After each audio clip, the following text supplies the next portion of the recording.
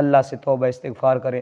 رمضان آخری گھڑیوں میں ہے، اس لیے اپنے سب کا گناہوں سے اللہ سے معافی مانگیں اور اللہ سے عہد کریں کہ اللہ جو ہو چکا اس کے اوپر تو اپنی رحمت کی قلم پھیر، اور آگے آپ کے ساتھ عہد کرتے ہیں کہ آئندہ کے لیے آپ کی نافرمانی نہیں کریں گے۔ یہ سورۃ توبہ ہے۔ اس سورت کو ماقبل سورۃ انفال کے ساتھ ربط یہ ہے کہ پہلی سورت کے اندر اللہ رب العزت نے اجمالاً مشرکین کے ساتھ جہاد کرنے کا، جنگ کرنے کا حکم دیا۔ پھر اس سورت کے اندر کچھ شبہات تھے، ان کا جوابات دیے گئے۔ اس سورت کے ساتھ بھی اس کا تعلق ہے کہ اس کے اندر بھی اللہ رب العزت نے اعلان جہاد کا حکم دیا، اور پھر جو جہاد کے لیے موانع تھے ان کو ذکر کیا۔ پھر آخر میں جا کے اللہ رب العزت نے فرمایا کہ جنہوں نے تمہارے ساتھ عہد شکنی کی ہے ان کے ساتھ جہاد کرو۔ نمبر 2، اس سورت کی ابتدا میں بسم اللہ نہیں ہے۔ اس کی کافی ساری وجوہات ہیں۔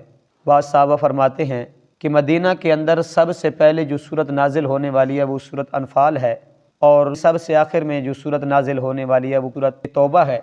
اور پھر بعض دفعہ امام الانبیاء صلی اللہ علیہ وسلم فرماتے کوئی بھی آیت نازل ہوتی تو لکھنے والوں کو بلاتے کہ یہ آیت فلاں سورت میں لکھ دو۔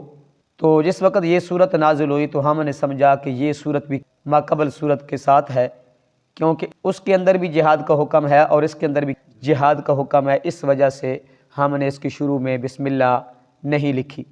بعض صحابہ فرماتے ہیں کہ ہم نے حضرت عثمان کی اقتداء کی۔ تو دوسری وجہ بسم اللہ نہ لکھنے کی یہ ہے کہ بسم اللہ امان ہے، اور اس صورت کے اندر جہاد کا حکم ہے، اس وجہ سے بسم اللہ نہیں لکھی ابتدا میں۔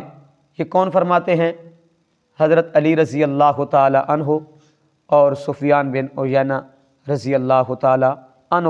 پھر اس صورت کے اندر اعلان برات کا حکم ہے کہ جن مشرکین نے حضور اکرم صلی اللہ علیہ وسلم سے عہد کیا تھا کہ ہم مشرکین کی مدد بھی نہیں کریں گے اور ان کا ساتھ بھی نہیں دیں گے اور ان کو اپنے خلاف اکسائیں گے بھی نہیں، لیکن انہوں نے اپنا عہد توڑ دیا، قریش نے، اور ان قریش کے جو حلیف تھے قبیلہ بنی بکر، انہوں نے عہد کو توڑا، اور جو مسلمانوں کے حلیف تھے قبیلہ بنو خزاع، اس کے اوپر ظالمانہ حملہ کر کے ان کو نقصان پہنچایا۔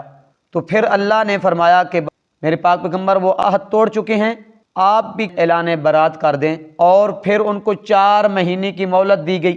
4 مہینے کی مہلت ہے، یا تو وہ اسلام قبول کر لیں، یا وطن چھوڑ کے چلے جائیں، یا جہاد کے لیے تیار ہو جائیں۔ اور پھر اس اعلان جہاد کا 4 مہینے پوری اعلان کرو اور ملک کے اندر پھیل جاؤ تاکہ سب کو پتہ چل جائے کہ انہوں نے عہد توڑا، انہوں نے ان کے خلاف اعلان جہاد ہے۔ رب تعالیٰ فرماتے ہیں کہ وہ اللہ کو عاجز نہیں کر سکتے اور کافروں کو رب رسوا کرے گا۔ یہ کون سے 4 مہینے تھے؟ شوال کے مہینے کے اندر یہ اعلان ہوا، سن 9 ہجری، شوال، ذوالقعدہ، ذی الحجہ، محرم، یہ 4 مہینے تھے اعلان کے۔ پھر اللہ رب العزت نے حکم دیا کہ حج اکبر کے دن بھی اس اعلان کی خوب وضاحت کرو۔ کیوں؟ کہ دور دراز سے لوگ آئے ہوئے ہوتے ہیں، جن کو پتہ نہ ہو وہ ان کو بھی پتہ چل جائے۔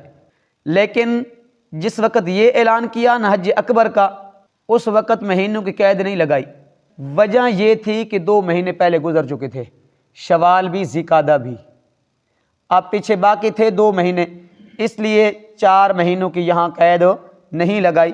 اس لیے رب تعالیٰ فرماتے ہیں اللہ اور اس کا رسول مشرکین سے بری الذمہ ہے، اگر وہ کفر و شرک سے توبہ کر لیں، باز آ جائیں، اسلام قبول کر لیں اور اسلام کے احکام کے اوپر عمل کرنا شروع کر دیں تو ان کے لیے یہ بہتر ہے۔ اگر وہ توبہ نہ کریں، اپنے کفر و شرک کے اوپر ڈٹے رہیں، تو جان لو کہ اللہ کو وہ عاجز نہیں کر سکتے، اور ان کو دردناک عذاب کی خوشخبری سنا دو۔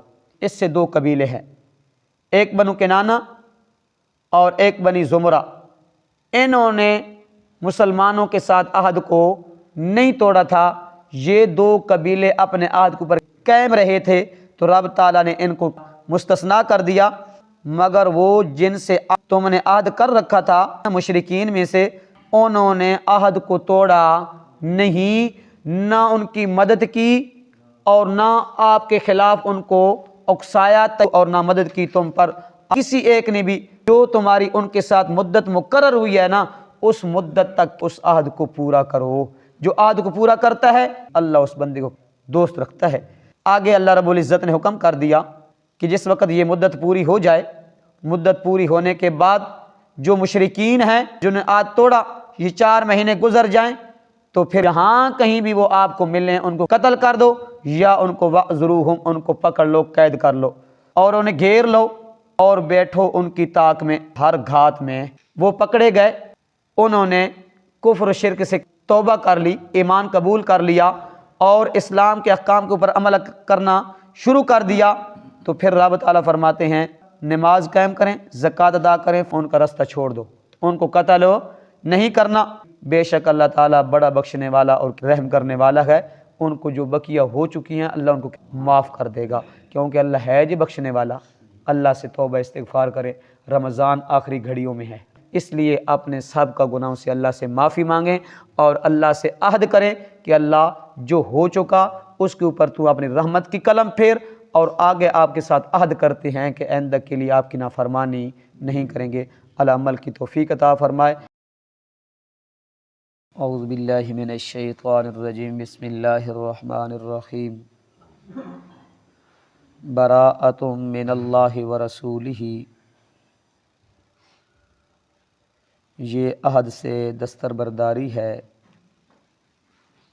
اللہ اور اس کے رسول کی طرف سے، الی الذین عاہدتم، ان لوگوں کی طرف سے جن سے تم نے عہد کیا تھا، من المشرکین، مشرکین میں سے، فسیئوا فی الارض، پس چلو پھرو زمین میں، اربعۃ اشہر، 4 مہینے، وَاعْلَمُوا أَنَّكُمْ، اور جان لو کہ تم غیر معجز اللہ، عاجز نہیں کر سکتے اللہ تعالیٰ کو، وَأَنَّ اللَّهَ مُخْزِي الْكَافِرِينَ، اور یہ کہ اللہ تعالیٰ رسوا کرنے والا ہے کافروں کو، وَأَذَانٌ مِّنَ اللَّهِ وَرَسُولِهِ، اور اعلان ہے اللہ اور اس کے رسول کی طرف سے، الی الناس، سب لوگوں کو، یوم الحج الاکبر،